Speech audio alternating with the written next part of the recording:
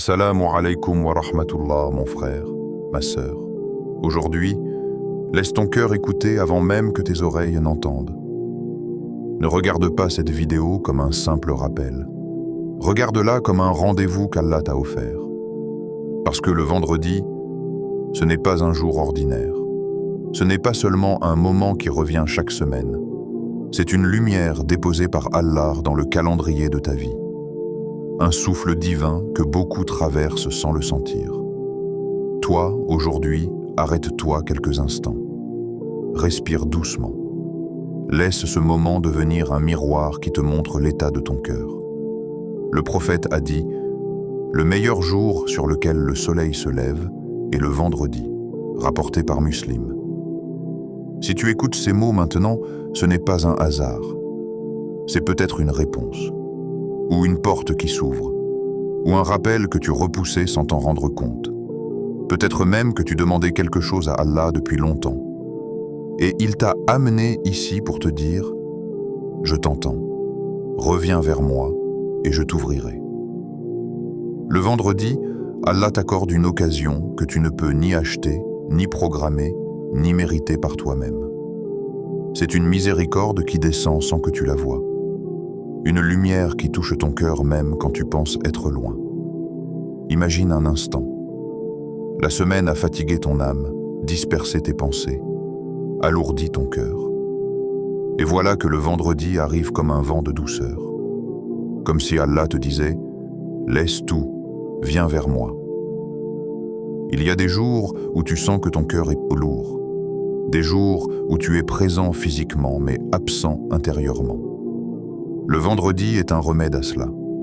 Une pause divine au milieu du tumulte. Un rappel que tu as un Seigneur qui ne t'abandonne jamais, même quand tu t'oublies toi-même. C'est pour cela que je veux te demander quelque chose maintenant. Un geste simple, mais qui peut transformer ta journée. Écris un mot en commentaire, juste un mot qui sort de ton cœur. Alhamdulillah, Ya Allah, pardon, ou même vendredi. Ce commentaire, c'est ton intention, c'est ton engagement devant Allah. Aujourd'hui, je veux que mon vendredi soit différent. Et si tu sens que ce rappel peut toucher quelqu'un comme il te touche maintenant, n'hésite pas à partager. Parce que transmettre un bien, c'est devenir la cause d'une lumière dans la vie d'un autre croyant. Le prophète a dit « Celui qui montre une voie du bien aura la même récompense que celui qui l'emprunte. » Alors fais partie de ceux qui propagent la lumière. Et surtout, n'oublie pas de t'abonner si tu veux recevoir d'autres rappels comme celui-ci, entièrement basés sur la Sunna, faits pour nourrir ton cœur et réveiller ta foi. Ton soutien donne vie à cette œuvre. Et chaque vue, chaque like, chaque partage devient une sadaka et continue. Mais reste bien avec moi. Ne quitte surtout pas cette vidéo maintenant. Parce qu'à la fin, je vais te dévoiler une surprise spirituelle, quelque chose que beaucoup de croyants recherchent, mais que très peu connaissent vraiment. Un secret du vendredi, capable de changer ta manière d'invoquer et ta relation à Allah. Alors garde ton cœur ouvert, pose-toi, laisse chaque mot glisser doucement dans ton âme. Ce que tu vas entendre maintenant appartient à ceux qui cherchent la proximité d'Allah, à ceux qui veulent purifier leur semaine, à ceux qui veulent retrouver la paix. Et commence ici. Dans cette première goutte de lumière, le vendredi est un cadeau, une porte que ton Seigneur ouvre pour toi, une invitation à revenir à lui. L'atmosphère sacrée du vendredi en l'heure secrète. Il y a des jours où le monde extérieur semble identique. Les mêmes rues, les mêmes visages, les mêmes bruits, la même routine. Et pourtant, dans l'invisible, quelque chose se déplace. Quelque chose que seuls les cœurs vivants ressentent. Le vendredi n'est pas un jour semblable aux autres.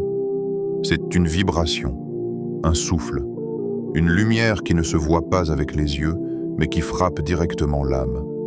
Un jour qui porte en lui une atmosphère que les anges reconnaissent immédiatement.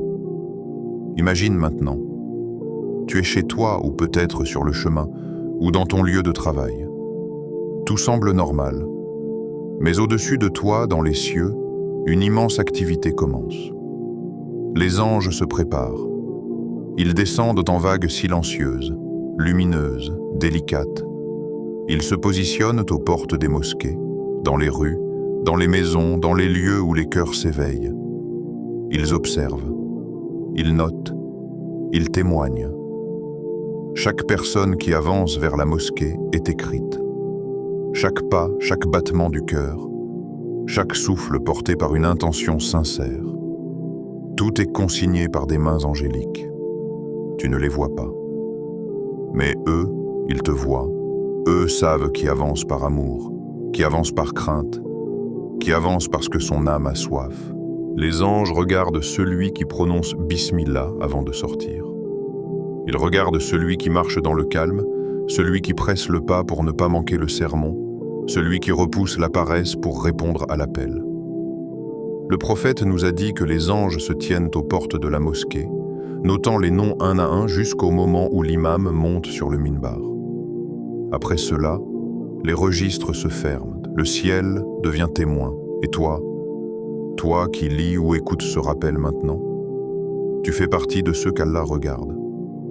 Ce jour-là, tu n'es pas un visage parmi les autres, tu n'es pas une poussière dans l'univers, tu es un serviteur observé, attendu, entouré.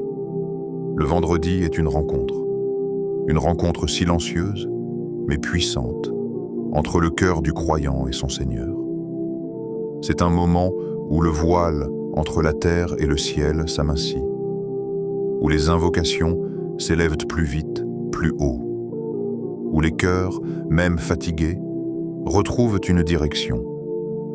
Ferme un instant les yeux, juste quelques secondes, respire profondément. Oublie ce qu'il y a autour de toi et laisse tes pensées se déposer dans une seule phrase. Ya Allah, rapproche-moi de toi en ce jour. Ce n'est pas une phrase anodine, c'est une demande immense, une demande qui peut changer ton destin, une demande qui résonne dans tous les cieux. Parce qu'Allah aime ces moments où tu reviens vers lui avec douceur, où tu reconnais que tu as besoin de lui, où tu déposes sur lui tout ce qui te pèse. Le vendredi, ton cœur n'est pas seul. Il est accompagné, enveloppé, soutenu. Et même si extérieurement rien ne change, intérieurement, le monde commence à s'ouvrir. Une paix discrète entre, une chaleur subtile apparaît, un apaisement inexplicable se pose, comme une caresse d'Allah sur ton âme. L'heure secrète, le moment où le ciel s'ouvre. Parmi toutes les merveilles du vendredi, il y en a une que les croyants recherchent depuis l'époque du prophète. Quelque chose que même les savants ont étudié, médité, discuté, mais dont le secret reste préservé. Une heure, une seule, une heure perdue entre 24 heures. Une heure où tout ce que ton cœur demande sincèrement, Allah l'accorde. Le prophète a dit, le jour du vendredi, il y a un moment où tout croyant qui demande quelque chose à Allah l'obtiendra. Rapporté par Bukhari. Les compagnons ont interrogé, réfléchi, cherché. Certains disaient, c'est entre l'assise de l'imam et la fin du sermon. D'autres affirmaient, c'est la dernière heure avant le maghrib. Mais la vérité, c'est que personne ne sait. Parce que cet instant est un trésor, un secret jalousement gardé dans la sagesse divine. Allah l'a caché pour que ses serviteurs le cherchent davantage, pour que toute la journée devienne une quête et non seulement un moment isolé. Imagine un instant ce que cela signifie, un moment, quelque part dans ton vendredi, où le ciel s'ouvre. Un moment où les anges se penchent. Un moment où Allah dit « Demande et je te donnerai ». Et ce moment peut être n'importe lequel. Peut-être quand tu marches vers la mosquée. Peut-être quand tu te prosternes avec larmes. Peut-être quand tu dis « Astaghfirullah » avec vérité. Peut-être quand tu souris à un frère. Peut-être pendant ta dernière invocation avant Maghrib. Peut-être au milieu d'un silence.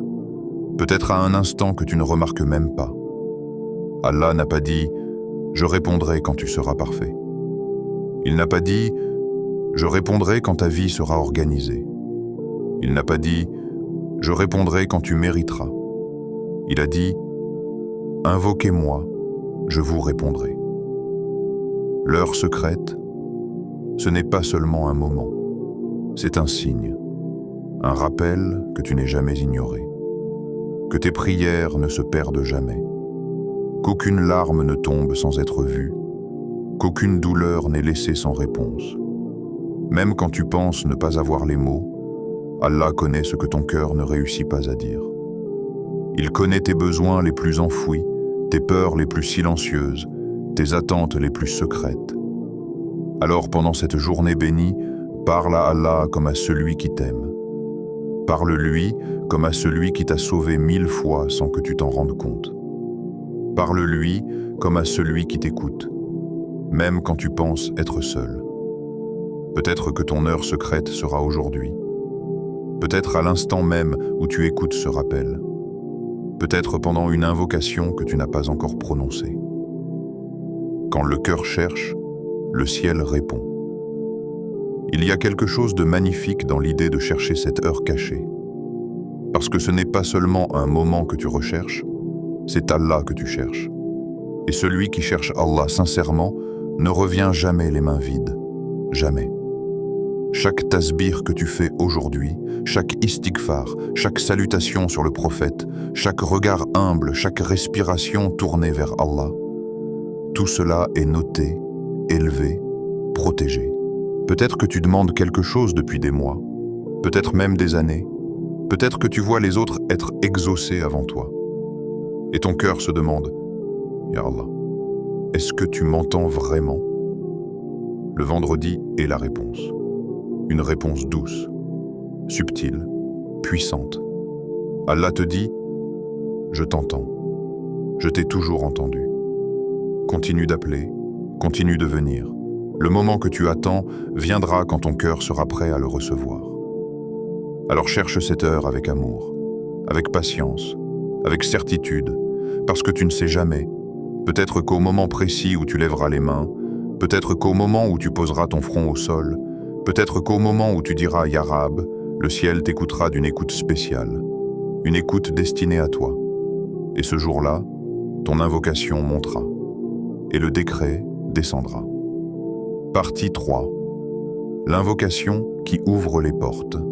Style, introspectif, plus émotionnel, plus profond, comme un voyage intérieur. Il existe des phrases qui traversent clair, et d'autres qui traversent le cœur. Des mots qu'on peut prononcer sans réfléchir, et d'autres qui transforment une vie entière quand ils sont dits avec conscience. Aujourd'hui, je veux t'amener dans un voyage intérieur. Pas dans un lieu extérieur, pas dans un paysage visible, mais dans l'espace le plus sacré de ton existence. Ton cœur, là où naît la foi, là où s'éteignent les peurs, là où Allah regarde avant toute chose. Et dans ce voyage, une phrase va te servir de clé. Une phrase courte, mais profonde comme l'océan. Une phrase simple, mais lourde d'éternité. Allahumma ij'al li min ladunka nasiban. Oh Allah, accorde-moi une part venant de toi. Tu peux la dire en marchant, en conduisant, en pleurant, en riant, en doutant. Mais ce n'est que lorsque ton cœur l'a dit, et non ta langue seule, qu'elle devient une porte. Une porte vers la tranquillité, une porte vers la confiance, une porte vers le décret divin que tu espères depuis des mois, peut-être des années. Le poids caché dans Allahumma. Lorsque tu dis Allahumma, arrête-toi un instant. Ferme les yeux et écoute l'écho intérieur de ce mot. Tu n'appelles pas une créature. Tu n'appelles pas quelqu'un qui peut te répondre ou te repousser selon son humeur. Tu appelles le miséricordieux, le Seigneur de toutes choses, celui qui connaît la douleur que tu caches derrière ton sourire, celui qui connaît les prières que tu n'as jamais osé prononcer à haute voix. Allahumma, c'est reconnaître que ton cœur ne trouve sa paix qu'en lui. C'est confesser que tu as essayé par toi-même, que tu as frappé aux portes du monde, que tu as multiplié les efforts, mais que rien ne t'a donné ce que tu cherches vraiment. Allahumma, c'est la parole de celui qui revient, de celui qui comprend que même lorsque tout semble bloqué, la porte d'Allah reste ouverte. Le secret dans Ijal, c'est une parole d'abandon. C'est dire « Ya Rab, je pose ma vie entre tes mains. » Tu n'exiges pas, tu ne commandes pas. Tu demandes, tu t'en remets, tu reconnais ta petitesse devant la grandeur du Créateur. Ijal, c'est admettre que tu n'as pas tout maîtrisé, que tu n'as pas tout compris, que même ce que tu veux ardemment n'est peut-être pas ce qui te fera réellement du bien. Ijal, c'est pour ceux qui savent que le bonheur n'est pas dans l'insistance, mais dans l'alignement avec la sagesse divine. Le cœur s'incline dans li, pour moi. Ces deux lettres renversent tout, parce que tu t'autorises enfin à dire à Allah « Moi aussi j'ai besoin ». Beaucoup passent leur vie à porter des masques, force, fierté, silence, apparence. Mais dans cette invocation, tu retires tout. Tu retournes à l'essentiel. Tu reviens au serviteur que tu es réellement. Li, c'est reconnaître. Ya Allah, ma force est faible. Mon intelligence est limitée. Mon cœur est fragile. Aide-moi. C'est un mot d'humilité. Et l'humilité attire la miséricorde. Le trésor de Min Ladunka. Voici le joyau de l'invocation. Min Ladunka, de toi, directement de toi. Sans intermédiaire, sans dépendance, sans détour. Tu ne demandes pas une solution venant du monde. Tu ne demandes pas une issue provenant des gens. Tu demandes quelque chose qui traverse les cieux, qui est écrit pour toi, qui t'est destiné, qui porte ton nom et que personne ne pourra t'enlever. Min Ladunka, c'est dire « Je ne veux pas ce que les créatures peuvent m'offrir. Je veux ce que toi tu veux pour moi. » Et tu sais quoi? Ce qui vient directement d'Allah ne déçoit jamais. La sagesse divine dans Nasiban, une part, pas tout, pas l'excès, pas ce qui pourrait t'égarer, seulement ce qui est bon pour toi. Ce mot prouve une maturité spirituelle immense. Tu ne demandes pas l'abondance infinie. Tu demandes ce qui suffit, ce qui apaise, ce qui élève, ce qui te rapproche d'Allah. Car parfois, une grande part détruit, mais une petite part bénie sauve.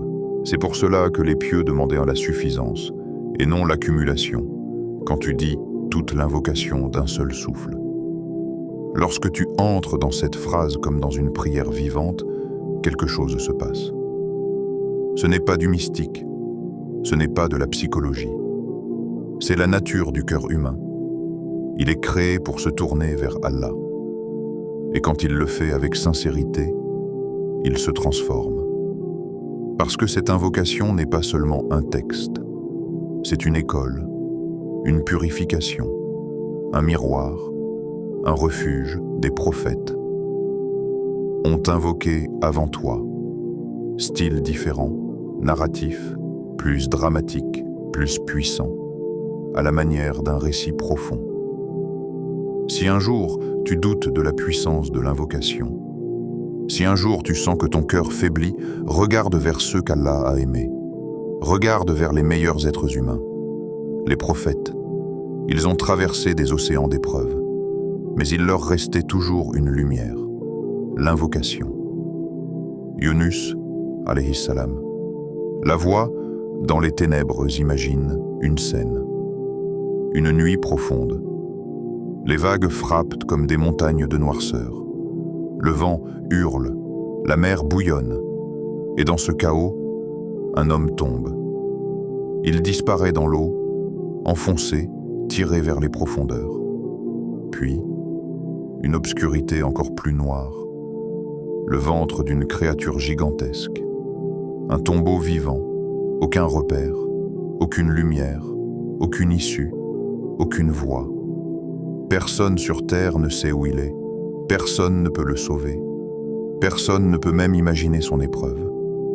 Et pourtant, Dans ce lieu où tout semble perdu, une lumière se lève. Une lumière qui n'a pas besoin d'espace pour se propager. Une lumière qui ne vient pas de l'extérieur, mais du cœur. La ilaha illa anta, subhanaka inni kuntu minaz zalimin.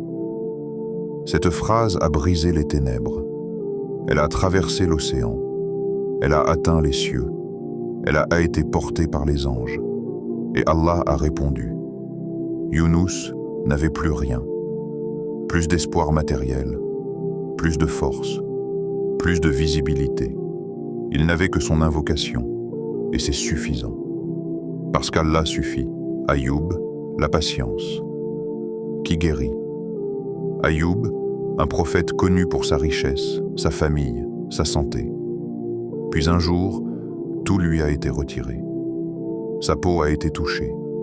Ses biens ont disparu. Ses proches se sont éloignés. Il était seul, brisé, affaibli. Mais au lieu de dire « Pourquoi moi ?», il a prononcé une phrase qui a traversé les siècles. « Le mal m'a touché, et tu es le plus miséricordieux des miséricordieux. » Coran 20 et 1:83. Pas de plainte, pas de reproche, pas de colère, seulement un aveu de faiblesse et une confiance infinie en Allah. Et Allah a répondu. Il l'a guéri. Il lui a rendu plus que ce qu'il avait perdu. Il a transformé son épreuve en élévation. L'invocation change plus que la situation. Quand tu invoques, tu penses peut-être que tu parles vers le ciel. Mais en réalité, tu es en train de descendre profondément dans ton propre cœur. Ce n'est pas seulement ta situation qui se transforme. C'est toi. Ton regard change. Ton âme s'adoucit. Ta foi devient plus solide. Tes peurs se dissipent. Ton cœur devient un miroir où la lumière d'Allah peut enfin se refléter. Allah n'a jamais dit que l'invocation allait changer les choses immédiatement. Mais il a promis que l'invocation changerait le cœur et que le décret arriverait au moment parfait. Comment vivre ce dhikr ce vendredi? Ferme un instant les yeux. Imagine le matin du vendredi. L'air est encore frais, la ville dort, les oiseaux chantent. Le monde n'a pas encore repris sa course. Le silence est léger, presque sacré. Et dans ce calme, il y a une promesse, celle d'un nouveau départ. C'est à cet instant que le dhikr devient plus qu'une parole. Il devient un souffle, une respiration d'âme, une connexion directe entre toi et ton Créateur. Un commence après Fajr. À l'aube, le ciel s'éclaire d'une lueur bleutée. Les anges témoignent de ceux qui prient. Le prophète a dit « Les prières les plus lourdes pour les hypocrites sont celles du Fajr et celles du Isha. » Et pourtant, c'est à ce moment précis que la lumière se dépose dans le cœur de ceux qui veillent. Après Fajr, assieds-toi dans le calme. Ne te précipite pas vers ton téléphone, ne remplis pas ton esprit de bruit. Reste là, face à ton Seigneur. Laisse ton regard se perdre dans la douceur du matin. Puis, doucement, prononce « Allahumma ij'al li min ladunka nasiban ». Répète-la sans forcer. Laisse ta respiration s'accorder avec les mots. Chaque « Allahumma » devient un souffle d'espérance. Chaque « Nasiban » un battement de gratitude. Tu n'as pas besoin de compter, ni de chercher à atteindre un nombre. Ce moment n'est pas une performance, c'est une présence. L'essentiel, c'est que ton cœur se réveille avant le monde. 2. Fais plusieurs petites séries. La constance vaut mieux que la quantité. Le prophète a dit « L'acte le plus aimé d'Allah est celui qui est constant, même s'il est petit. » Bukhari. Ne cherche pas à tout dire d'un coup. Divise ton invocation, fragmente-la à travers ta journée. Le matin, dis-la 100 fois. À midi, 100 autres. Avant Maghrib, encore 100.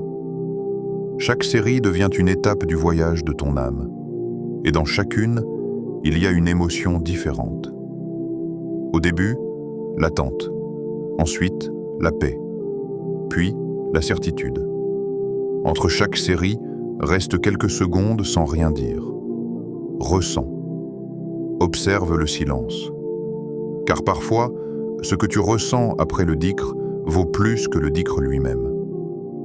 Si tu as du mal à te concentrer, ne te blâme pas. Le cœur n'est pas une machine. Ramène-le doucement, avec tendresse, en disant « Ya Allah, me voici encore » et recommence. 3. Choisis des moments bénis. Chaque instant du vendredi est une porte, mais certaines sont plus grandes que d'autres. Avant Jumu'ah, ton cœur est calme. Le monde est encore silencieux, et les anges s'alignent pour accueillir ceux qui se préparent à la mosquée. Répète ton dhikr pendant que tu marches. Chaque pas vers la maison d'Allah devient un acte d'adoration. Entre l'adhan et l'ikama, le ciel s'ouvre. C'est un moment d'intimité avec ton Seigneur. Les invocations y sont exaucées.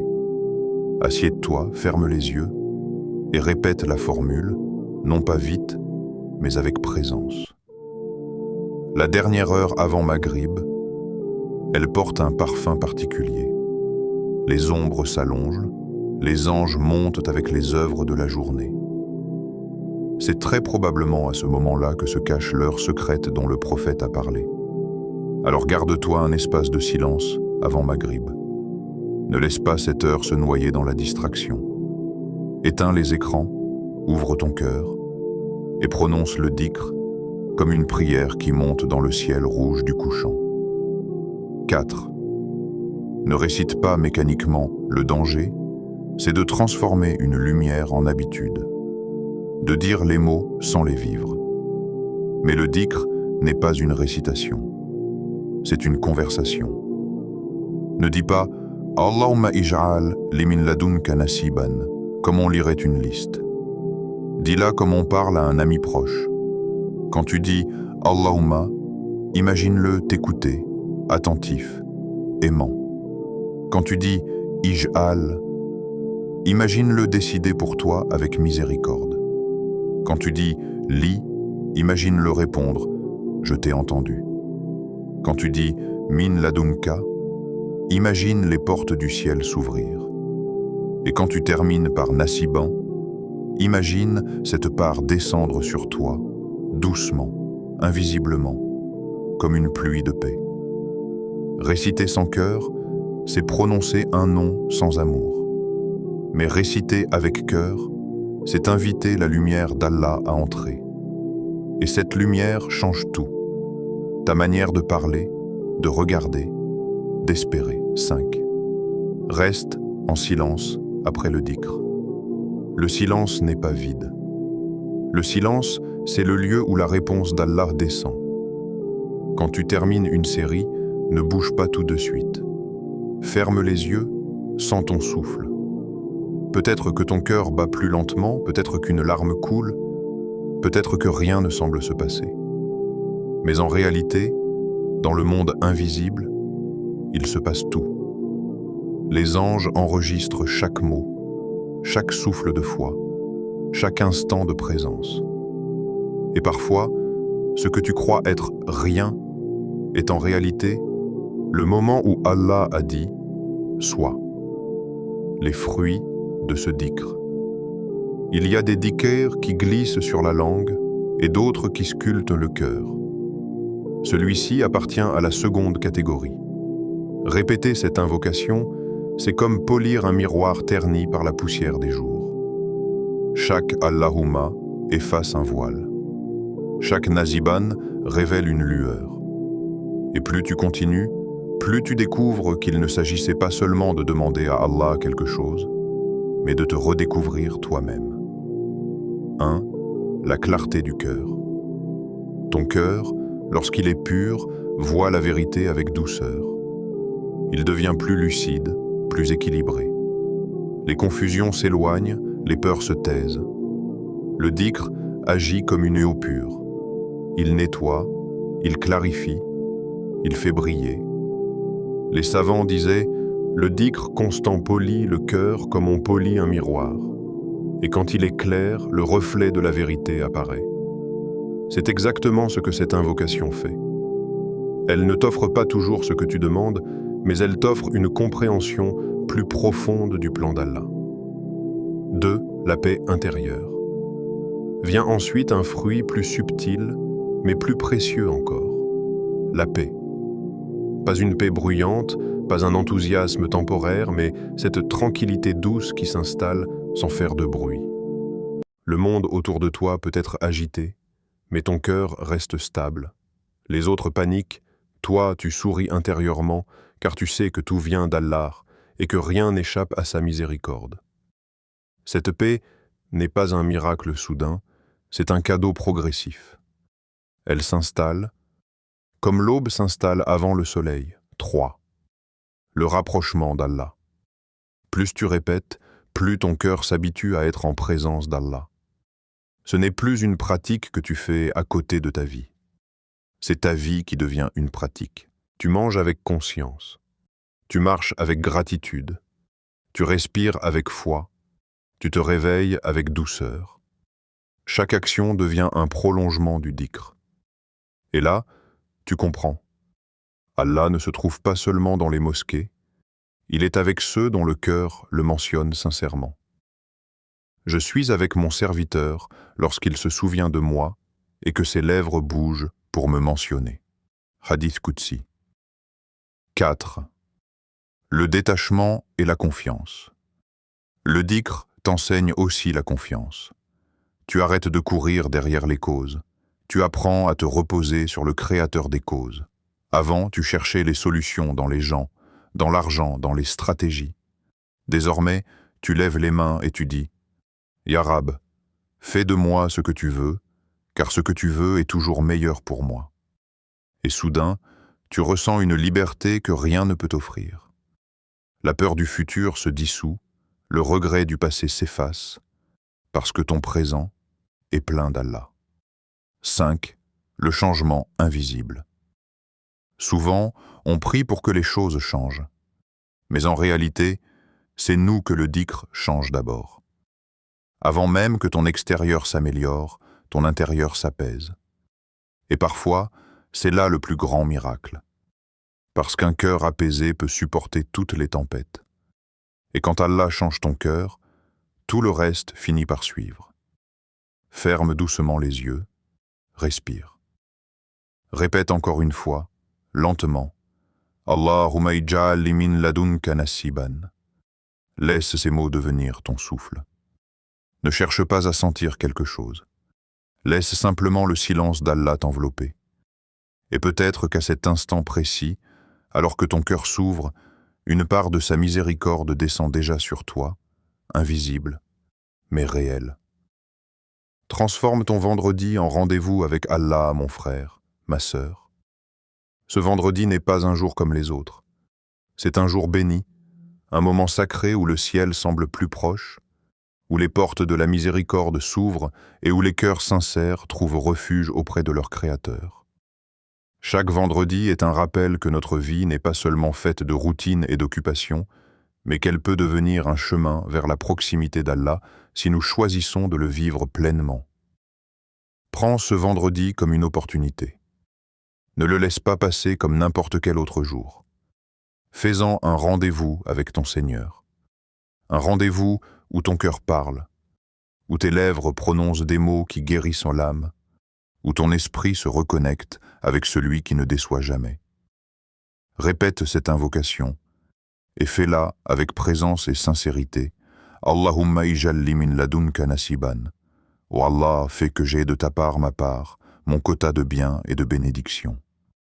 Ne te limite pas à une seule répétition. Répète-la autant que tu peux, avec ton cœur et tes lèvres en harmonie. Chaque fois que tu la prononces, imagine Allah répondant à ton appel, ouvrant pour toi des portes de bienfaits que tu ne soupçonnais même pas. Les bénédictions d'Allah ne se mesurent pas à notre compréhension limitée. Parfois, une invocation silencieuse prononcée avec sincérité peut transformer une journée, une semaine, ou même toute une vie. Mon frère, ma sœur, ce n'est pas seulement une question de mots, c'est une question d'état du cœur. Quand tu prononces cette invocation, fais-le avec la conviction que rien n'est impossible pour Allah. Ressens en toi cette certitude que ses portes sont ouvertes, que ses trésors sont prêts à se déverser sur toi, que la guidance, la paix et la tranquillité peuvent entrer dans ta vie de manière inattendue. N'oublie pas également de purifier ton cœur avant de t'adresser à Allah. Le cœur chargé de rancune, d'envie ou de distraction a du mal à recevoir les bénédictions. Demande pardon pour tes erreurs passées, répare les liens brisés et approche-toi d'Allah avec humilité et sincérité. Plus ton cœur est pur, plus ta connexion sera forte et plus les bienfaits que tu demanderas seront accordés. Et n'oublie pas la gratitude. Même si tu n'as pas encore atteint ce que tu désires, remercie Allah pour ce que tu possèdes déjà. La gratitude attire les bénédictions et élève ton rang auprès de ton Seigneur.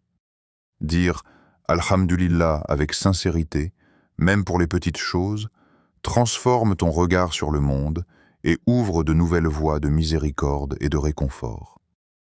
Mon frère, ma sœur, ce vendredi peut être un tournant. Une seule invocation, sincère et répétée, peut être la clé d'une porte que tu n'avais jamais imaginé franchir. Une seule prière peut apaiser un cœur troublé, une seule larme peut purifier ton âme. Ne sous-estime jamais le pouvoir du dhikr, du rappel d'Allah. Alors, fais de ce vendredi un moment spécial. Remplis-le d'invocations, de supplications, de sourires sincères et de bienveillance envers les autres. Profite de la grandeur de ce jour pour renforcer ton lien avec Allah, pour purifier ton cœur et pour recevoir ce qu'il a préparé pour toi, ce qui dépasse tes rêves et tes attentes. Qu'Allah illumine ton vendredi, purifie ton cœur, comble ton âme de sérénité et t'accorde ta part de sa miséricorde infinie. Amin. Et rappelle-toi toujours, chaque moment que tu passes dans le souvenir d'Allah est une graine qui, avec sa permission, fleurira en bénédiction dans ta vie. Fais de ce vendredi un début, un pas vers une vie remplie de guidance et de lumière.